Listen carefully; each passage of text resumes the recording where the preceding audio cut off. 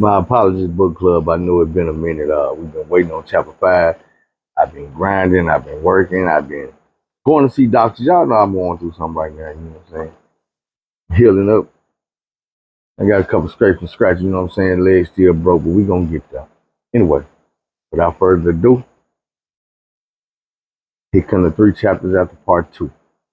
Number 5. Look alive. Fancy started to relax as he got further and further away from what he was seeing in that alley.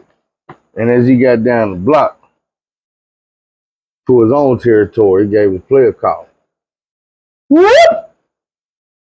And they already know when they hear that, they calm. He got to looking around. He seen Joy. She got another girl. And as they got a little bit closer to him, he took off walking in the opposite direction of where he was coming from.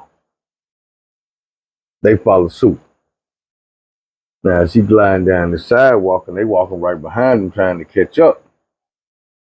Nobody ever paid attention to what was coming down the sidewalk behind him. Officer O'Malley had seen Fancy out the corner of his eye. He headed down the alleyway trying to catch up to him. But by the time he got down there to the corner, Fancy had down there disappeared. The man just started walking behind him, stalking. Down there like Freddy or Jason or some shit. O'Malley walked faster and faster behind Fancy. Got closer and closer. About 50 feet once he stopped to pick up the girl. About 30 feet once he stopped at the corner to get in the car. About 5 feet once the last girl got in the back seat. They drove off. Officer O'Malley was standing right beside the car. They never even saw him. And O'Malley was on one. I'm talking about really on one. So far this morning, he had already whooped 2 dealers, a numbers runner, and 4 hoes. All by the time he bumped into Fancy. Right about now, he just turned around on his heels. He headed back down the block, terrorizing motherfuckers. Everybody in between him and his car. He headed to the squad car. When he made it to the squad car, he headed straight for the hospital. After Shorty had got that phone call, he left Sheba and went speeding through the city. He had a couple blocks, but he knew exactly where to find Fancy. So he pulled up to the corner of 79th. He was right there. The girl's not far behind him. He watched as they all got in the car. And when they all got in and began to drive off, he had a couple things he wanted to say to Fancy, but before he could even start talking, Joy and the other girls started giving him a rundown about what they was hearing on the streets. Now, while they broke everything down to him, they took turns one by one, giving Fancy his money. And by the time they were done, Fancy had told Shorty to make a beeline to the barbershop. He had to go see what was going on. You know what I'm saying? The stuff that the girl gave him was kind of heavy, and he needed to check it out. So, Shorty headed over towards the barbershop. Shorty didn't really pay attention to the hoe. That wasn't his business. He pulled up and let Fancy out the car about a half a block down from the barbershop and watched as he got out and started walking. Fancy began to walk up the block, made small talk conversation with a few people. Things he was hearing was more the same. Officer O'Malley had been on one all day. Officer O'Malley been kicking ass, taking names. There had been some assault going on. You know, he raping, he robbing, he taking shit. This ain't normal. This a different officer. Fancy stood outside talking for a bit. Everything was normal. But as soon as he opened that door, boy, dead. All conversation stopped. All movement stopped. Even the shoe shiner brush quit moving. Fancy wasn't no dummy. He had been locked up before. He know what it mean when you walk in a room and everybody be quiet. They was talking about you. So instead of making a scene, he slid over to Tiny, one of the barbers. They told him he had to go pick up some money real quick, save my city, be right back. He slid back out the barbershop. See, one thing about it, silence speaks volume. Fancy just didn't know what it was trying to tell him. He needed some time to regroup, figure out what the deal was. On the other side of town, Officer O'Malley stood in the doorway of a hospital bedroom. From the angle he was at, all you could see was the back of his head. You couldn't see who was in the bed. He stood there, assuring the man in the bed that the Chicago streets was on fire.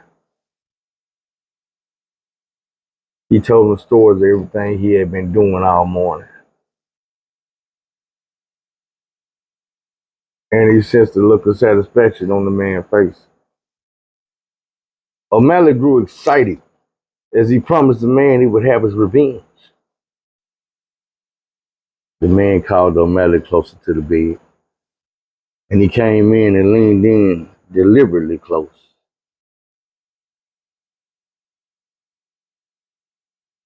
An evil grin crept across his face before he turned and walked out of the room and out of the hospital. Shorty drove Fancy around for a couple of hours looking for Sandman. Minutes turned into hours. They couldn't find Sandman. Shorty spent most of the time just reminiscing. As Shorty reminisced, his mind took him back to a place a couple of years ago. Dark setting, kind of noisy. It was in the gambling house. Shake him up, shake him up, shake him up, shake him. Come on, Selma. Fancy was a fool with them dice. In the night, he was on. 7 after 7 after 7, hit 11. 7 after 7, hit 11. Fool with them dice, boy. Fool with them dice. Now he was a fool with the dice, but Fancy wasn't no fool. See, Fancy had them loaded dice. Shake them, shake them, shake them, hit them, hit them, hit them, hit them. He hit them 3-4 times. Then he switched that third dice out of his pocket. Gonna fall off. Let the dice roll around. He get them, switch them back out, get right back on. He hit 3-4 times, no more than 5. Switch them, get back off the dice. Now Shorty did this, not Shorty, but Fancy did this almost all night long, breaking fool after fool after fool after fool, being careful not to get too rich too quick. Somebody had caught on to what was going on. While they were shaking the dice, they realized and told the houseman, "Hey man, check these dice out." The houseman checked the dice out and realized one of them was loaded. Around that time, he pulled the sawed off out, told everybody hands on the table. And since Shorty wasn't in the dice game, he saw that as his opportunity to slide on down the wall, out the front door, and pew, that man was gone. Fancy was stuck like everybody else. Hands flat on the table, couldn't move. He watched one by one as the doorman came by checking everybody's pockets, patting them down, looking for the other dice. They had only found one in the game. Whoever had that other dice was probably about to lose their life. He got closer and closer to Fancy. When he got to him, he reached down in his pocket, and didn't find nothing. He reached over in that other pocket, nothing. He checked the back, didn't find nothing. And when he reached down in that jacket pocket, hold on, man, what's this? You giant turkey? At that exact moment, Fancy could hear his car door outside. I mean the horn. Bam, bam. He had a special horn on the pimp mobile, and when he heard it, he knew it was Shorty. Threw an elbow at the doorman and shot out the door running. Pow! Pow! It barely missed him as he hit the doorway. Fancy made it to the car, and they got away. But it was things like this that stayed on Shorty's mind. Time and time again, him and Fancy had been through shit. But one of them could have lost their life, and the other one came through and saved them. It was hard to find a friend like Fancy.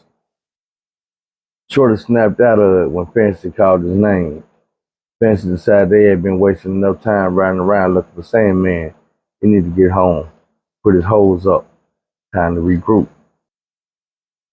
Meanwhile, back on the air, O'Malley was back on one. He stood in the alley watching a lady named Sugar readjusting her clothes as she came around the corner.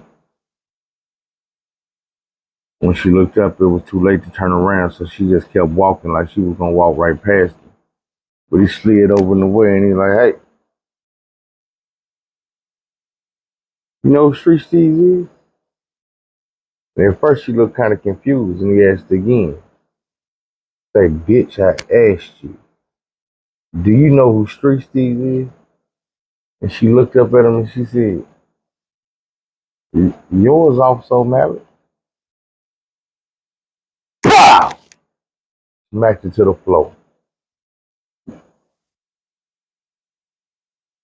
And when he did, he leaned down and he told her, "Nah, not no more.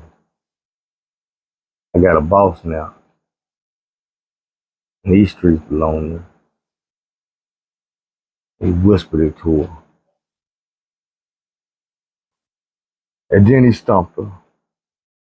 And he stomped her. And he stomped her. You know, also Madeline. He stomped her till she was unconscious. This time, he didn't stop there. He ripped her clothes off and pulled her back around that corner she had just came from. Had his way with her. Back at the flat, Joy recanted everything she had heard that morning on the strip. All the stories the girls had told him of what Officer O'Malley had been doing. And Fancy could only take so much. He could only listen to so much. After a while, he told Shorty, "Hey, man, we got to hit the street and find Sandman and see what's going on." He told Shorty to go around back and come back with the hoopty, not the Cadillac.